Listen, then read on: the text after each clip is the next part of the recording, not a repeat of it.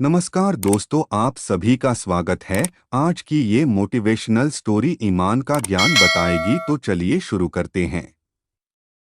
काफी समय पहले की बात है। प्रतापगढ़ नाम का एक राज्य था। वहाँ का राजा बहुत अच्छा था, मगर राजा को एक सुख नहीं था, वह यह कि उसके कोई भी संतान नहीं थी। और वह चाहता था कि अब वह राज्य के अंदर किसी योग्य बच्चे को गोद ले, ताकि वह उसका उत्तराधिकारी बन सके और आगे की बागडोर को सुचारू रूप से चला सके। और इसी को देखते हुए राजा ने राज्य में घोषणा करवा दी कि सभी बच्चे राजमहल में एकत्रित हो जाएं। ऐसा ही हुआ। राजा ने सभी बच्चों को पौधे लगाने के लिए भिन्न भिन्न प्रकार के बीज दिए और कहा कि अब हम 6 महीने बाद मिलेंगे और देखेंगे कि किसका पौधा सबसे अच्छा होगा।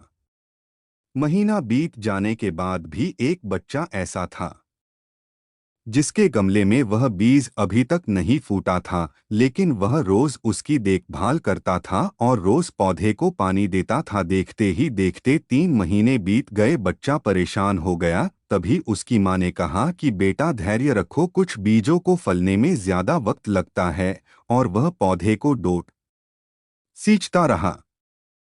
6 महीने हो गए। राजा के पास जाने का समय आ चुका था, लेकिन वह डर हुआ था कि सभी बच्चों के गमलों में तो पौधे होंगे और उसका गमला खाली होगा। लेकिन वह बच्चा ईमानदार था और सारे बच्चे राजमहल में आ चुके थे। कुछ बच्चे जोश से भरे हुए थे, क्योंकि उनके अंदर राज्य का उत्तराधिकारी बनने की प्रबल लालसा थी। अब राजा ने आदेश दिया, सभी बच्चे अपने अपने गमले दिखाने लगे, मगर एक बच्चा सहमा हुआ था, क्योंकि उसका गमला खाली था। तभी राजा की नज़र उस गमले पर गई। उसने पूछा, तुम्हारा गमला तो खाली है? तो उसने कहा, लेकिन मैंने इस गमले की 6 महीने तक देखभाल की है।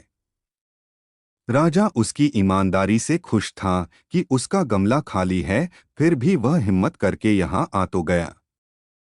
सभी बच्चों के गमले देखने के बाद राजा ने उस बच्चे को सभी के सामने बुलाया। बच्चा सहम गया और राजा ने वह गमला सभी को दिखाया। सभी बच्चे जोर से हंसने लगे। राजा ने कहा, शांत हो जाइए, इतने खुश मत होइए। आप सभी के पास जो पौधे हैं वो सब बंजर है। आप चाहे कितनी भी मेहनत कर ले, उनसे कुछ नहीं निकलेगा। लेकिन असली बीज यही था। राजा उसकी ईमानदारी से बेहद खुश हुआ और उस बच्चे को राज्य का उत्तराधिकारी बना दिया गया।